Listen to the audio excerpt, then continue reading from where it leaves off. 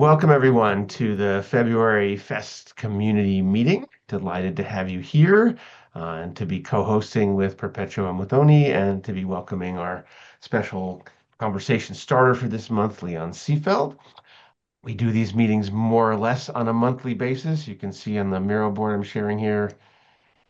This is the fourth that we're tracking in this way. So we started last September with a new format that's focused on collective inquiry and having a conversation starter who's giving us a provocation to take us into that inquiry and pose a question that's both relevant to their work and to the field as a whole.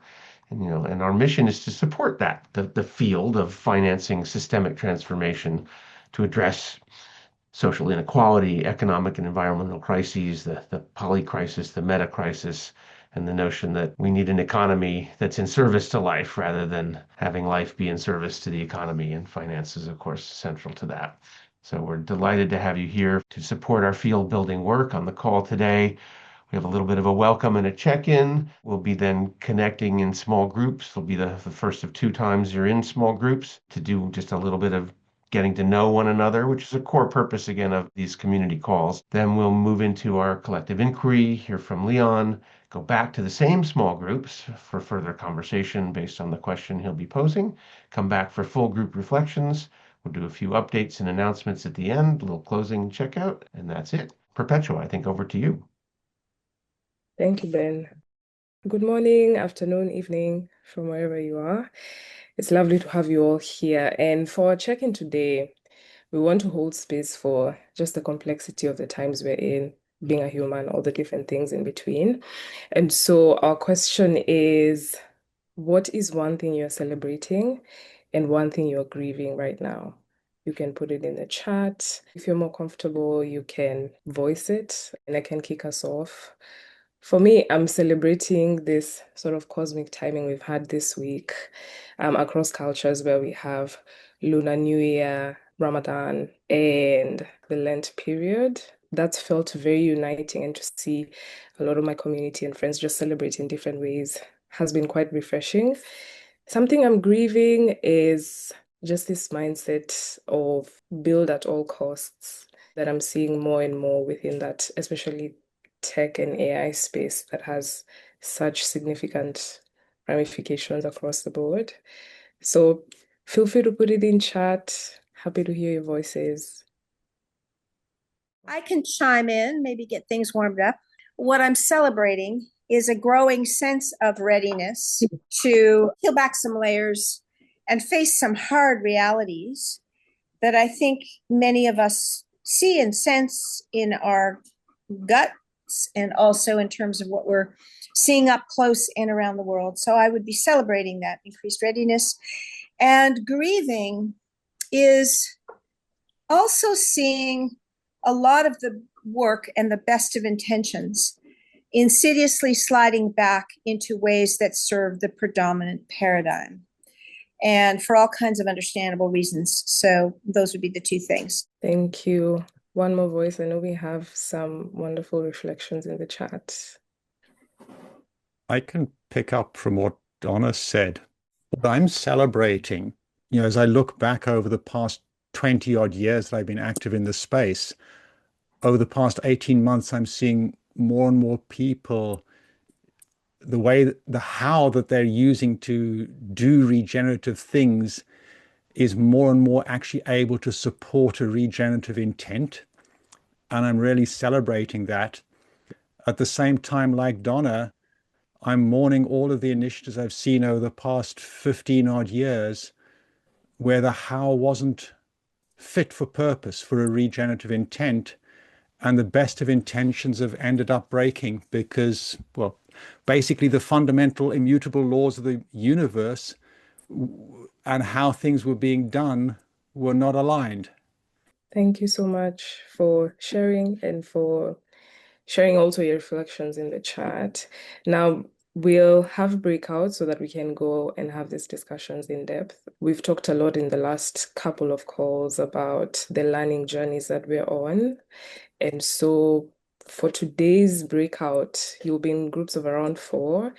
And we want you to talk about what is the learning journey you are on regarding financing systemic transformation. We've had some wonderful reflections in the past, and so we want to deepen that conversation and get to learn from one another and see what we can also additionally explore in our own learning journeys. So I think, Ben, the breakouts should be ready. Welcome back, everyone. Excited to hear your reflections. We had someone in the group who's new to Fest and yet not new, because we kind of found commonalities and connections that are essentially how come we haven't met yet. So, and I think that is also a great testimony to the density of the field and the relationships, which is really exciting. It always strikes me how different people across the world have a common line. It always strikes me. How can people that they're not in the same place, they have just so keen ideas and they want to do keen things. So this was the one thing that struck me in my little group.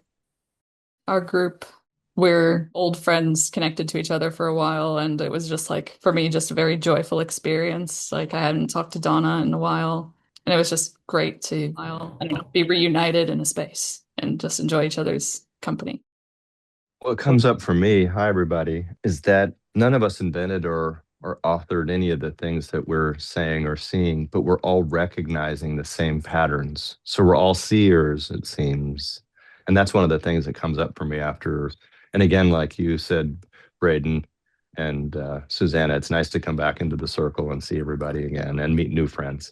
But I feel that there's this, with what you said, Christiana, just that pattern across the planet is that we're seeing a system in transition, and all of us are finding each other that also see the same challenge, and we're trying to articulate the elephant that we're holding that different part of. And I think that's the joy of us coming together for me. Thank you so much, Gregory. Thank you for sharing. I think we're hearing a lot of these commonalities. We're seeing the same patterns, the place of relationships in all this. And so we're excited to dive into today's conversation and topic. And so, Ben, I think I'll hand it back to you. Thank you, Perpetua. Before I introduce Leon, I want to say a little bit about the arc of inquiry that we've been on since last September. So this is the fourth call that we've had over that period of time, with FEST looking to take on a role as a holder of the larger space for the field. And how can we be of service to this wide diversity of initiatives that are approaching different aspects of financing systemic transformation, financing ecosystems that are being developed, theoretical frameworks, research, conferences, etc. And we're looking to provide a kind of interstitial glue, if you will, for all of that. And when we started this particular inquiry-focused process, we didn't know that we were going to link together the different conversations, but that kind of organically evolved. But we started back in September with Fyodor Chinnikov, who's also on this call, as our conversation starter. And the question at that time was, how are you dancing with the polarity between fostering systems transformation at scale and moving money based on high context relationships, with the idea being that relationality is really at the core of so much of the transformation that we seek. And yet there's a challenge in operating from that perspective of deep relationships when you scale. And then we went to the other end of the spectrum to look at scale in November, looking at the perspective from an institutional investment manager working with hundreds of millions and billions of dollars. So the question is, what are the questions advisors need to ask themselves and their managers to open up the possibility of financing ecosystems for systemic transformation? And really saw a lot of the barriers and the challenges at that level. Then we heard from Jen Vandermeer, also on our call today, looking at how do we bridge across these scales. And then today, we're looking at bioregioning as one of the potential answers to that, working at that particular scale, offering perhaps opportunities that Leon's going to talk about for bridging from the grassroots to the institutional level through bioregional financing facilities. And Leon has been active in FEST since early days. He joined us at the first systemic investing conference that was at MIT back in January 2024, where a bunch of us met him. He then co-authored the book with Samantha Powers on bioregional financing facilities, and he's with Dark Matter Labs. He's also been involved with the Bioregional Weaving Labs initiative in Europe and other things that you can read about here in his bio. But we're really delighted to have Leon coming in here to bring the bioregioning perspective in terms of how financing, systemic finance for transformation can operate at that lens. So with that, over to you, Leon. Thank you, Ben. Such a pleasure to be with so many people. It's great to see familiar faces and new faces. Thanks for having me again in this FEST community meeting. Great to be talking about bioregions and bioregional finance again. I think we had a conversation about bioregional finance a while ago in this FEST community. And as you said earlier, Ben, I think the movement and the topic is really having a moment at this time that we're living through. And that throws up all sorts of questions. And we're grappling with a lot of those questions in the practice of establishing these bioregional financing facilities. And therefore, I'm also just very grateful that spaces like FEST opening the doors and are opening conversations about the questions that practitioners like us are grappling with and inviting others to grapple with us. I'm going to share a couple of slides just to get us into the topic that I want to start discussing with you today. And it's really around the leadership capacity that is required to run and to build and to design and to steward bioregional financing facilities. But before we go there, I just want to make a reference to the kind of tagline of this series of conversations, which is coherence across scales, as Ben already mentioned. And these couple of maps that I'm going to show you will hopefully illustrate this fractal nature that bioregioning and working in bioregional boundaries really embraces and has at its core. So what you see here on the left is the Findhorn watershed up in Scotland. We have a close partnership with the Findhorn and Anansi Rivers Trust that is doing bioregioning work on the ground. And what you see on the right then is that this watershed actually this catchment is nested in a larger bioregion. And sometimes people talk about the watershed as the bioregion. Sometimes people talk about multiple watersheds coming together as a bioregion. But what I'm taking from that is really that bioregioning exists across scales. And so it does exist at the small catchment scale, and it does exist at the aggregate level. And that really shows up in all of the cases that we're working with. So this is another bioregion up in Scotland, the Tay bioregion. And you see there again, the Eric River catchment is a small unit within a larger bioregion, and there's coherence in the governance and in the restoration efforts and the community building that happens all across the bioregion. So I want to briefly talk about why bioregioning matters in this moment of time that we're in, and therefore why it is a good idea to talk about bioregional finance too and figure out what the leadership capacity looks like in that.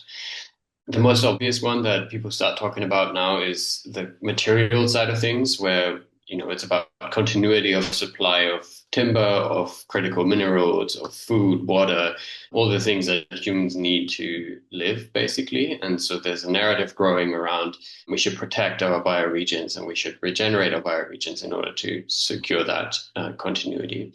Then there's another one around belonging and identity, which is more the kind of soft side of things and speaks to the history and the connection that people have to place and the culture that is built on that relationship with place.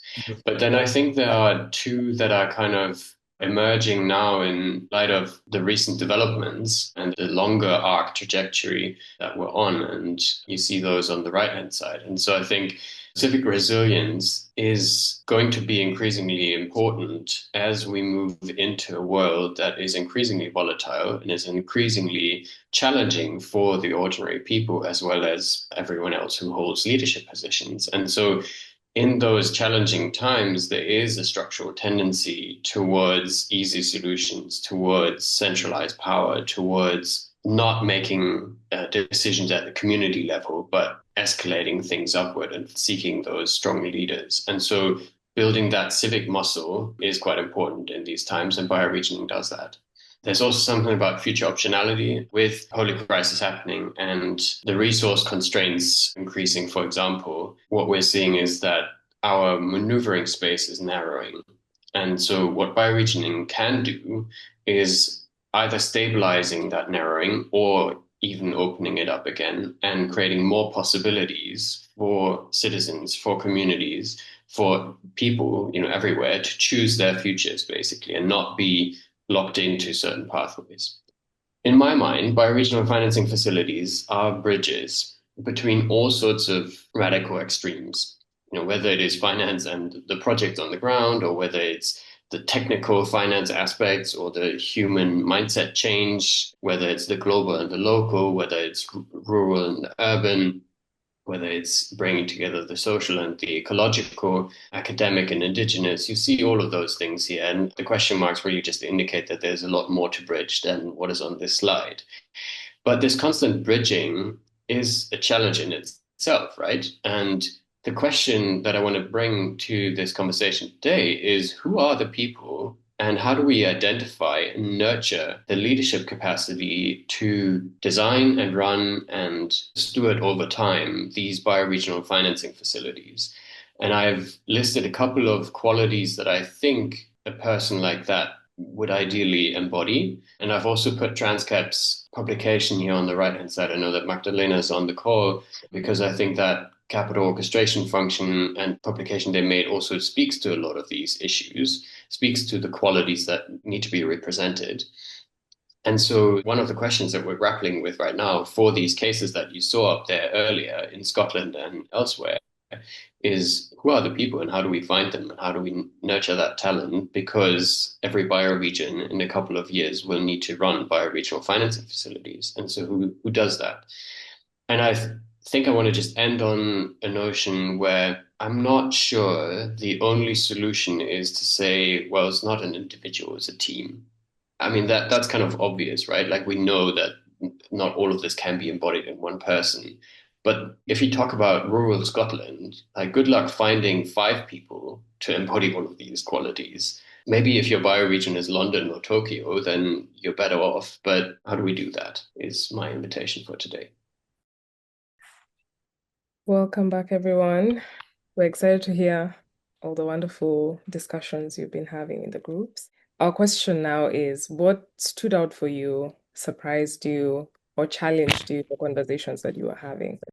Yeah, I think in my group, we were reflecting on the leadership needs and that we couldn't imagine anyone having all of those capabilities. And so I think we talked about whether there was an opportunity, given the fractal nature of growing scale of the bioregions, some way to share needs. And then also just thinking about the new model of leadership that's probably needed in terms of an orchestrator, convener, enabler to pull the pieces together. I think that's needed beyond bioregions, but we talked a lot about that.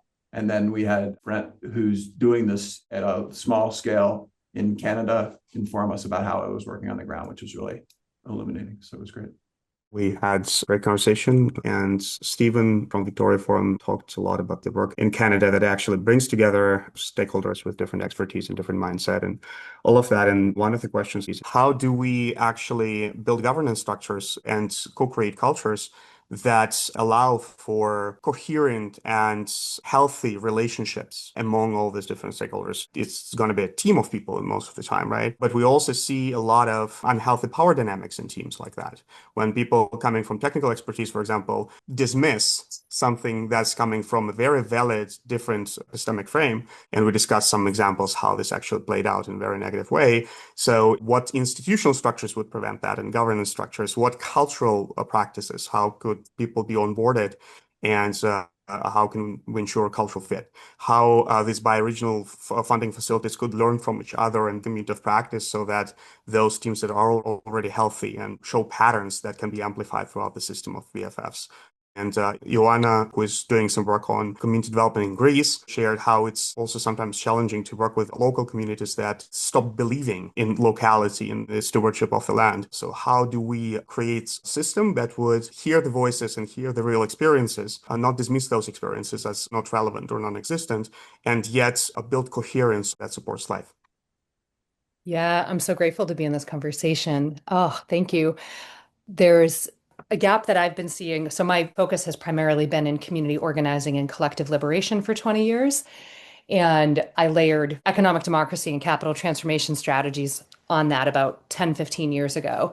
And when we're in these discussions, I'm struck with the separation between the communities that I know how to do collective liberation organizing, which is very different from activism and justice organizing, which understands how to build multicultural coherence and to set a foundational set of principles before getting into justice discussions. And so I think there's a lot to be learned in cross pollination with movement building. And the movement building and like liberation and justice field is incredibly diverse. And so if we're coming from a background looking for, and this is a gap actually that I've seen in the bioregional financing facility dialogue. And I brought it up with Samantha several times where I'm like, you don't give any sort of like principles around if you're working in a place-based system, what are some of the principles you should look for in terms of the community level movement building?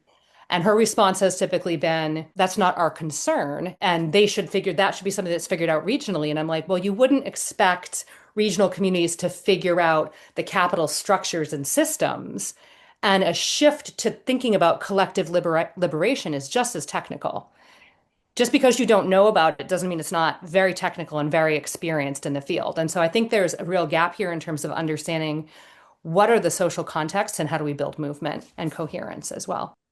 Yeah, I'm really aligned to the last few comments because in our group, we realized that the term leadership that is used in the question, it's really open. So what kind of leadership? I know we kind of saw the characteristics, but in the ground, people might not be so interested to be part of this because it's kind of a top-down approach. And I was explaining earlier how this weekend I was in a town here in Colombia. We say it's the town of the future because it's run out of water. It's like very, very beautiful town. A lot of people go there as tourists, but they have a huge problem with the water. And we did a workshop to understand how can we create regenerative finance models in the territory, but to let them emerge from the ground up. And so we kind of started exchanging different types of capitals, not just financial capital. That's probably the less important type of capital we have as communities. And so when we shifted the question from financial capital to what can you bring to the table as a local leader, people were really excited and we were able to address what initiatives had the most importance for the community. So it's kind of through these different types of capitals, you expand the conversation to other individuals that might want to work with these initiatives, but maybe they are not so attracted to the traditional language we're using here. I often feel old in these discussions because this particular question makes me think of work I was doing 3 decades ago in the US and in Canada, but particularly in the US, where there was a new opening with a Community Reinvestment Act. And it was demanding that the banks form a new type of relationship with communities. And at that time, people commonly asked, should we educate a banker to be a community activist, or should we educate an activist to be a banker? And I just think that maybe some of the responses that they have had to that question historically with community finance institutions and other types of community organizing, I realize there's lots of reasons it never reached its full potential, but there is something called the Community Reinvestment Coalition, which has been addressing very similar types of issues that might be useful for identifying the qualities and the ways to identify them and to nurture them. Yeah, I just wanted to tag on to Suzanne and I and Sammy and Danny were in the same session. And I just conveyed the story of in the Northeast Woodlands, we started to down the path of creating a bioregional financing facility, but then we kind of paused or set that to the side and really focused on relationship building and creating or enhancing coherence, particularly between Indigenous and non-Indigenous communities. And we're continuing with that and we're not abandoning the idea of a bioregional financing facility, but it doesn't seem to be the most important objective at this point. And we feel like we will be much more effective pursuing a bioregional financing facility in earnest when we have much stronger relationship across communities. So it really wove nicely with what Suzanne mentioned earlier. So I just wanted to put that into the mix. So in that sense, this question of leadership for bioregional financing facility at this moment is not a particularly relevant question, in part because leadership, we're not taking a leadership-based model. That leadership is dispersed across a very broad swath of individuals, communities, and organizations that have very diverse capacities that I think fill that collectively. Yeah, thank you. I wasn't going to speak, but you really triggered me on that, Bill. I think that, both of those comments, it makes a lot of sense coming at it more from the traditional finance perspective. I agree, they're not ready, right? Or a lot of the partners that I'm working with at the DFI level in Latin America or in Africa. But even as you're doing that really important work with the communities, with the languaging and with the defining those priorities at that level, we need to be doing the same level of preparing the ground, creating the common language, understanding how it's not just my one forestry investment, but it's my forestry investment across 200 hectares of a watershed, and what that relationality is so that we can put their risk matrices within the context of the communities and the politics and the ecosystem and all of these things. And so it is hard to think about what today's governance structure needs to look like and how we define that. And yet, what is that preparing the groundwork and that transitional work that we can be doing and building the language to bring people towards some point on the bridge where we can meet up. And that's kind of, I think, some of the pieces that I've been asking for and I'm really eager to understand. I don't know how many people are ready to get on the boat or the bus or whatever we're on right now, but where are we trying to get to and how do we start to build that language to bring people along? Thank you very much. There's also a rich conversation in the chat about the concept of leadership, but also the words we use. So I've seen collective leadership, the use of the word stewardship. So thank you for those who are sharing in the chat as well. Yeah, I'll chime in again, and it's in part to the conversation we've been having and also what's in the chat. And first of all, I want to really honor the conversation and the layers we're peeling back here. I think this conversation is really important. And I think making space for it, where and Karen, you were just raising it around the readiness to address some of these very difficult things. On the one hand, many of us feeling such a sense of urgency to move some things along. And on the other hand, also seeing things move very, very slowly. And yet this question of scale, of how the field might get nurtured and built in ways that are very much from the ground up and cannot be prescribed and laid on, and the dilemmas we get into and the patterns we fall back into when we do that. So I'm hoping we will keep with these themes and excavate more deeply. There's so much here, and I don't want to take up too much airtime around this, but I am sensing an appetite for this kind of conversation here. And I guess I'm testing it as well and building from conversation that I had at the end of the last call with Fyodor and Ben.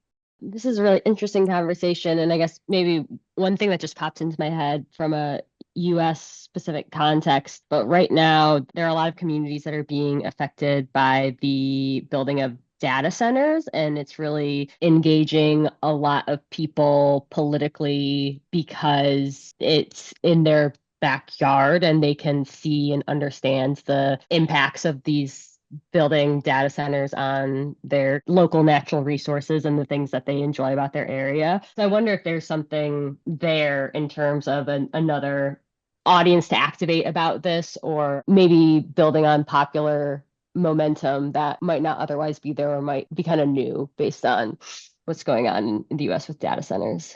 This is such an important area to be, I think, teasing apart and looking at what's possible.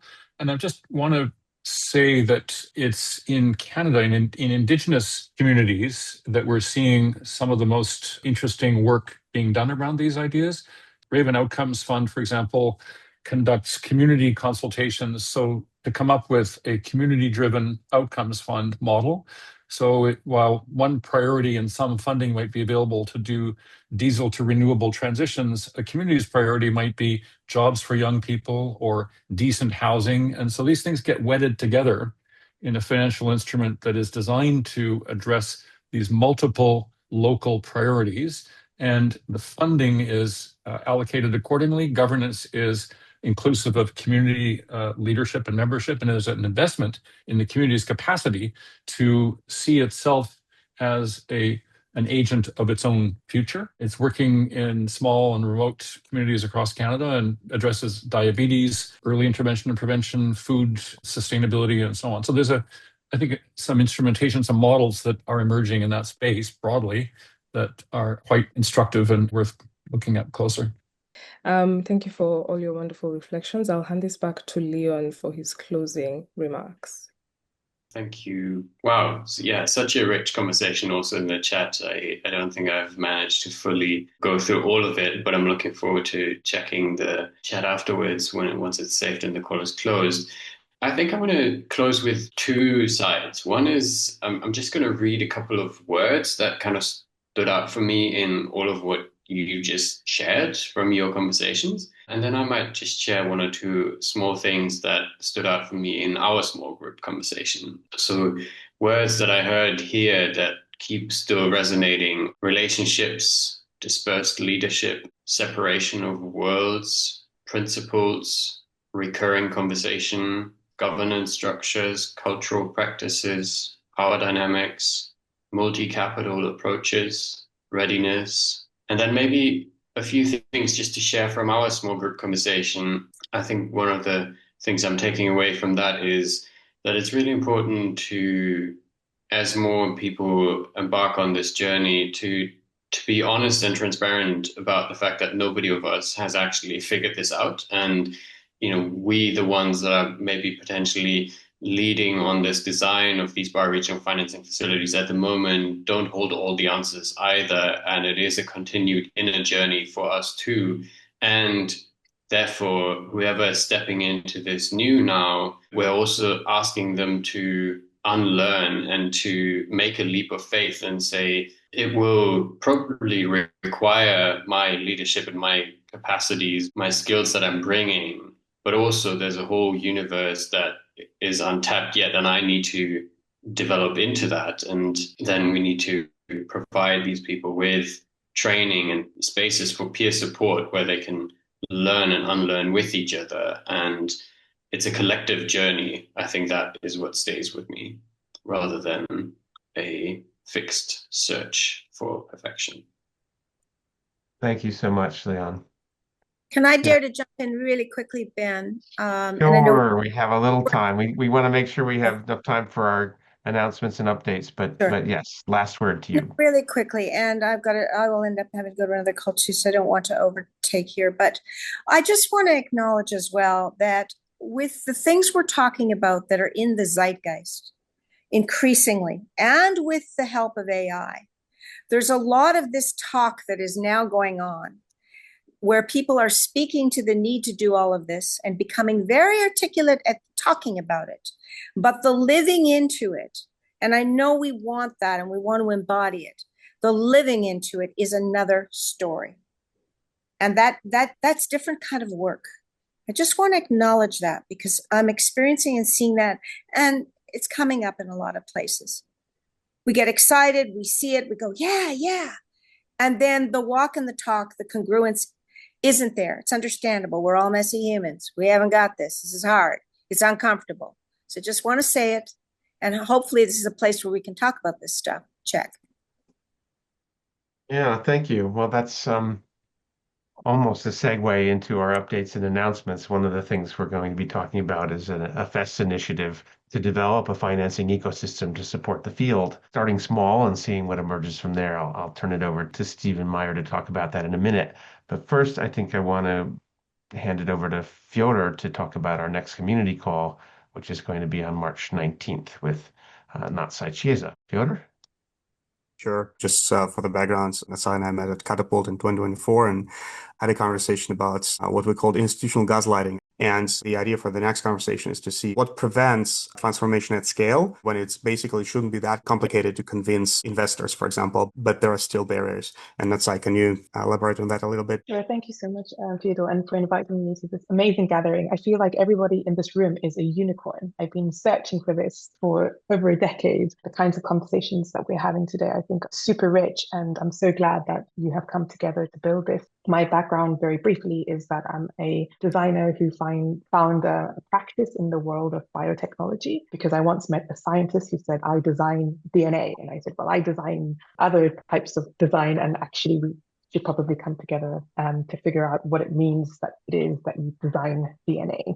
And so at this intersection of biotechnology and design, there's incredible potential for transformation, for distributed technologies that are context specific, that are culturally relevant. And yet, when you look at the core technologies and how they're being scaled up, they are being scaled up with a view to industrialize in the exact same way that we industrialize petroleum. So that's where the biggest tension is. We've got incredible promises existing in a broken system. And the work that my team and I are focused on is trying to establish the desire path that we call that in architectural speak is an architect will design a town and say, this is the road where everyone's going to walk to get to that church, and actually find that because of the topography, people tend to go this way and create desire lines up the hill. And I think that's how we've been able to make our work within unexpected context, but actually for it to scale, we need fundamentally new instruments to be able to do that. I'm hoping to bring some of that thinking to this amazing community. Thank you so much, Natsai. So we're still working on the exact provocation question, but I think you got the premise. And this is a different kind of look at coherence across scales that we're looking forward to seeing you in that conversation next month. And I want to hand it over to Stephen Meyer to talk a little bit about the new FEST Finance Fellowship. Yeah, I'll keep it brief in terms of piloting, starting small and bringing diverse voices together. We're excited to talk about this. We have a small amount of money. It's about 1,500 US so far, but we're looking for more and more on that in a second, really to get people that wouldn't otherwise be able to attend some of the upcoming key gatherings to do so, and also to pilot how we distribute this money in an equitable way. So you see the conferences that we're thinking about, given the amount that we've got so far, 1,500 US will likely start with one award, but more to come. We're going to learn as we do in terms of how we operationalize this. And the way we're thinking about it is the broad criteria are really three things. One, FEST involvement, how involved the person has been or plans to be in this work. Two, how might they bring unique perspective to bear, and how much of a difference $1,000 would make in ability to attend. So more to come on the specifics, deadlines. So just wanted to announce this. We're excited about it. And if any of you know organizations that might contribute to the small stipend pool to get new folks to these events, let me or Jen Vandermeer know. Let me pause there and see if Ben wanted to add anything else to that. So in addition to this finance fellowship, we're also looking to convene dialogue in and around and before and after these various events to help weave them together and have them have greater impact at a field building level. Jen, are you with us? You want to talk briefly about the FEST groups? Sure. This comes out of the finance group, which has been very active. Our governance group is meeting because we have so many activities. We need to coordinate more. This is the first initiative out of the finance group. Has put a lot of care and thought into how this then evolves from funding these fellowships to funding more experiments for how we fund the field. And there's a lot of receptivity to these aligned organizations of Transcap and Twist and others for FEST to hold this overall field building space. I think Fyodor will talk next time as well about what we're doing in sensing and mapping, which is a commitment to doing World Cafe collective narrative-based mapping, in addition to coordinating with all of the other mapping activities that happen in the field. Please reach out. Yes, the Systemic Research Knowledge Community continues ongoing, is spun out of FEST. And Steve Waddell's on this call, initiating work with local partner financing networks research with some of our long-term collaborators within FEST. Reach out to me if you want to join any of these groups. There's my Gmail on there, or want to connect in any way on any of the above. Yeah, I think just very quickly, name one thing that's on your mind as we leave this call. It seems we have a lot to share that it's hard to put it in a word. Okay, thank you. Community action. Thank you all. Loving intensity, grounding, passion, shared learning. Wonderful. I think these are, lost in translation. I like that. Thank you all. Thank you for your time. Thank you for the care and insights you brought into this. Have a wonderful day, week, and see you next time. Yeah, and special thanks to Leon for being our conversation starter, and thank you, Perpetua, for holding this space with me.